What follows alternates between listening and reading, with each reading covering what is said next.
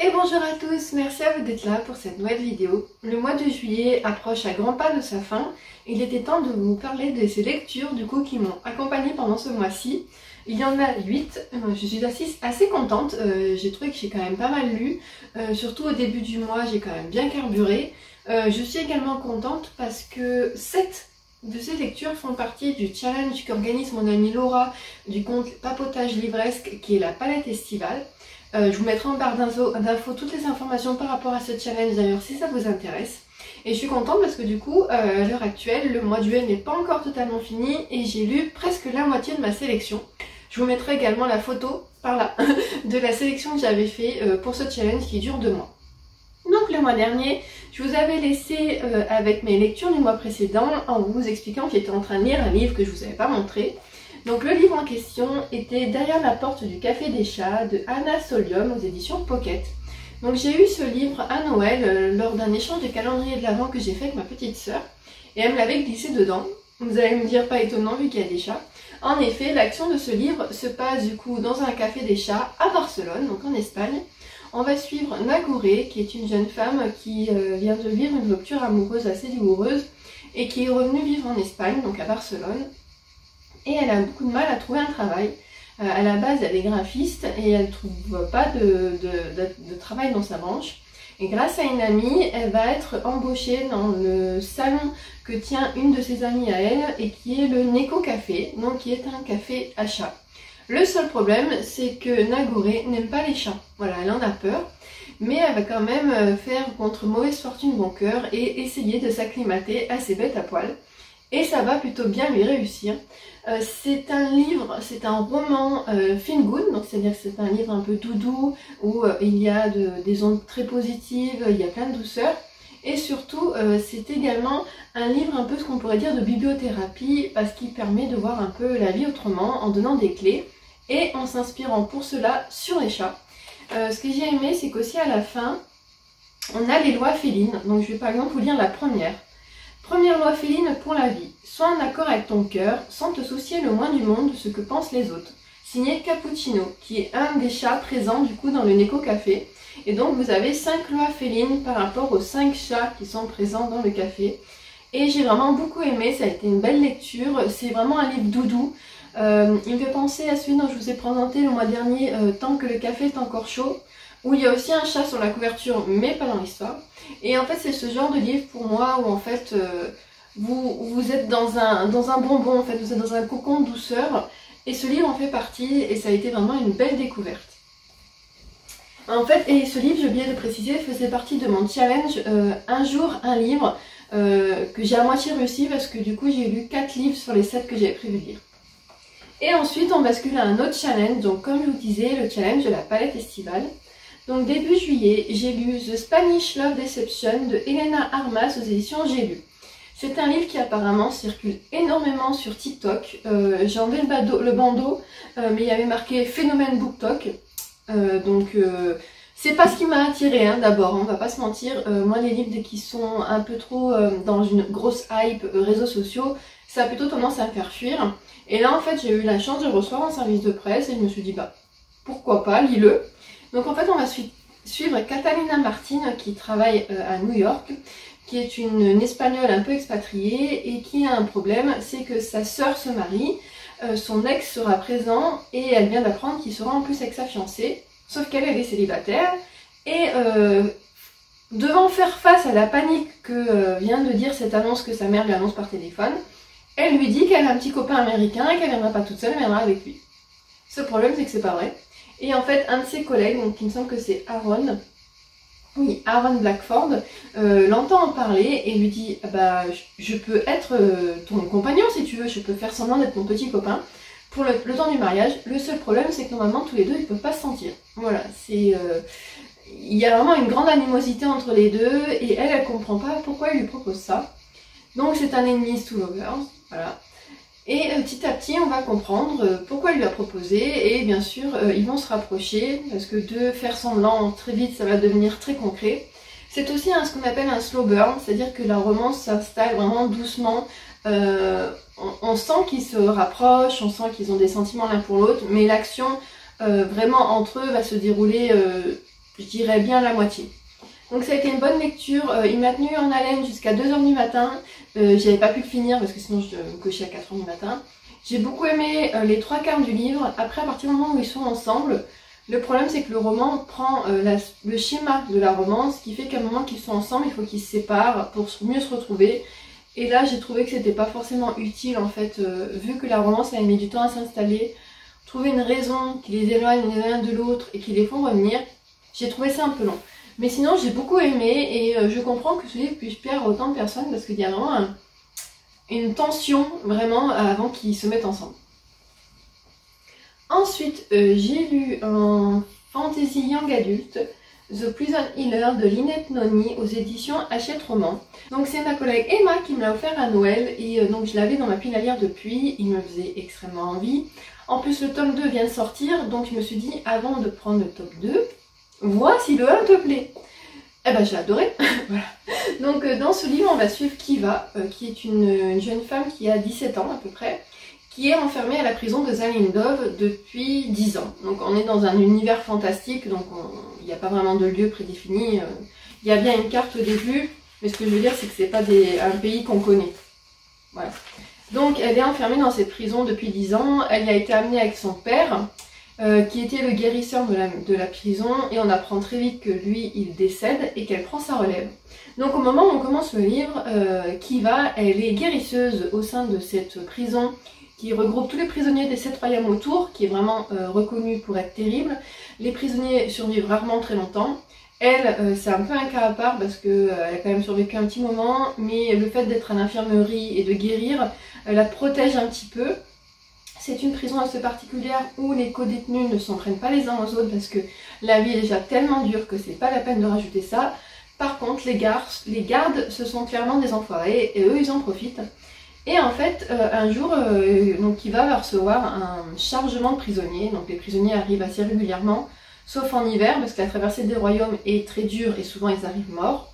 Et c'est le cas-là, elle réceptionne trois prisonniers, 2 sont décédés, et un jeune homme est dans un état un peu critique. Elle va s'occuper de lui, donc elle va le nettoyer, elle va le marquer, parce que c'est son rôle. Dès qu'un prisonnier entre dans la prison, elle doit le marquer du Z de Zalindov. Et c'est le début de l'histoire. Voilà, il va se passer, elle va se rapprocher petit à petit de ce jeune homme. Elle va devoir, par pas un concours de circonstances, mais par une situation, devoir faire face à des épreuves qui normalement ne sont réservées qu'aux gens de la famille royale parce qu'ils ont des pouvoirs magiques, et ce n'est pas son cas.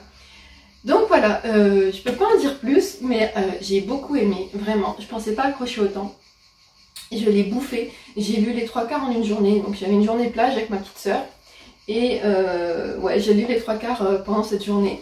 C'était vraiment bien, j'ai adoré la fin, le dernier chapitre, mon Dieu, mais nous laisse sur une révélation, tu dis, waouh, ok, d'accord, on comprend mieux. Donc c'est ce qui fait que j'ai vraiment très hâte de lire la suite. Mais ça a été une très très bonne lecture. Je sais pas si c'est une trilogie. Il me semble qu'il y a un 3e tome de prévu, mais je sais pas si ça va s'arrêter là. En tout cas, je suis hyper contente parce que j'ai passé un super moment de lecture. Ensuite, j'ai lu De fâcheuses fiançailles de Lynn Massina aux éditions Les Escales, une enquête de Béatrice Heideclar. Donc c'est la 4e enquête, plus précisément de Béatrice. Je trouve que le titre en dit beaucoup. Voilà, de fâcheuses fiançailles, parce que ça concerne certaines personnes dans le livre, j'en dirai pas plus. Et en fait, dans ce livre, c'est un peu particulier, parce que Béatrice va se retrouver à enquêter sur la disparition de ses parents. On lui a longtemps dit que ses parents s'étaient noyés, et du coup, elle va en apprendre davantage sur ce qui s'est réellement passé. Voilà, je ne peux pas en dire plus parce que je vous spoilerai les 3 précédents. Juste vous dire que c'est une saga que j'aime toujours autant. C'est ma saga Cozy Mystery préférée.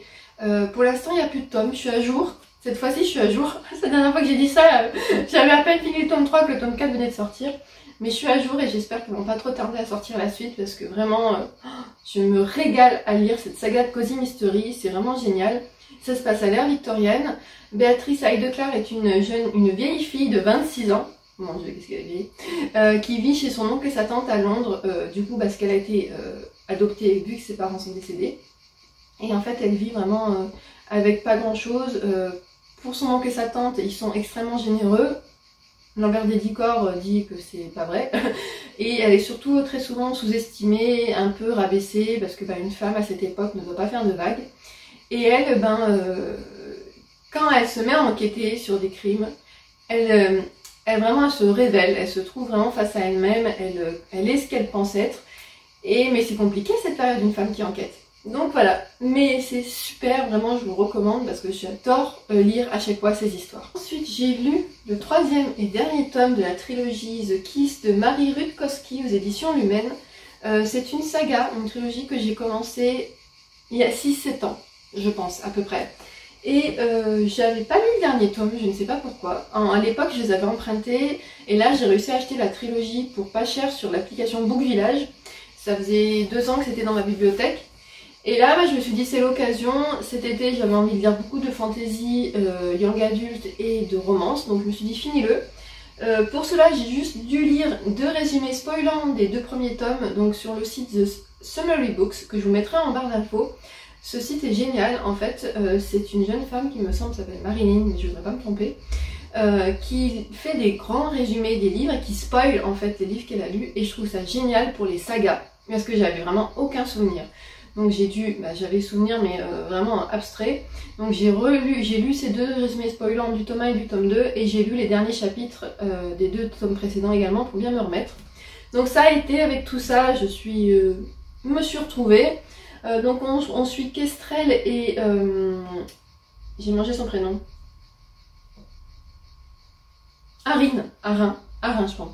Donc Kestrel est Arin. Kestrel est la fille du général de guerre du royaume et Arin est un rebelle. Il est le représentant des rebelles même. Et tous les deux, ils sont tombés amoureux l'un de l'autre, mais c'était pas la bonne solution comme les 2 royaumes étaient en guerre. Et en fait, le problème c'est que comme c'est un tome 3 et que j'ai que de vagues souvenirs des 2 précédents tomes, je voudrais pas en dire plus qu'il n'en faut. Juste pour vous dire que j'ai vraiment passé un super moment de lecture. De ce que j'aime de cette trilogie, c'est qu'on sent que l'autrice a vraiment construit son histoire sur une trilogie. Souvent quand vous lisez des sagas qui ont 3 tomes, le 2e tome est très souvent plus fade. On sent que c'est un tome de liaison en fait, il fait le raccord entre le premier et le 3e. Et là, dans cette saga, ce que j'aime c'est que c'est régulier, c'est pas du tout le cas. L'histoire elle se tient, elle est vraiment construite jusqu'au bout. Et puis bon, c'est des beaux bébés, hein. Celui-ci faisait 600 pages, les 3 tomes sont assez épais. Donc en fait elle n'a pas écrit pour écrire, elle n'a pas brodé, c'est vraiment l'histoire en elle-même. Il y a de l'action, il y a de l'amour, de l'action, de la stratégie militaire, voilà, vraiment j'ai adoré. Je suis déçue qu'il n'y ait pas d'autres livres traduits de cette autrice, je sais même pas si elle en a écrit d'autres. Parce que vraiment j'ai adoré sa plume et je suis hyper contente d'avoir fini cette trilogie. Même si je suis aussi un petit peu triste parce que c'est fini. Voilà, je pense que c'est pour ça aussi que je voulais pas lire le tome 3. C'est que j'avais peur de quitter cet univers qui m'avait tant plu. Après j'ai enchaîné avec une petite romance écossaise. J'ai lu Scottish Rhapsody de Delinda Dane aux éditions Hugo Poche. C'est une romance que j'ai reçue il y a un petit moment en service de presse dans le cadre de mon travail, que j'avais pas lu et que du coup j'avais mis dans cette pile à lire pour ce challenge. Donc là on va suivre Erin qui est une jeune femme qui vit à Londres, qui survit un petit peu on va dire parce que comme elle doit rembourser son crédit étudiant c'est un petit peu galère. Et en fait un jour son père l'appelle, donc lui il vit toujours en Écosse et lui annonce le décès de son père à lui, donc du grand-père d'Erin. Et du coup elle va se rendre sur place pour soutenir son père.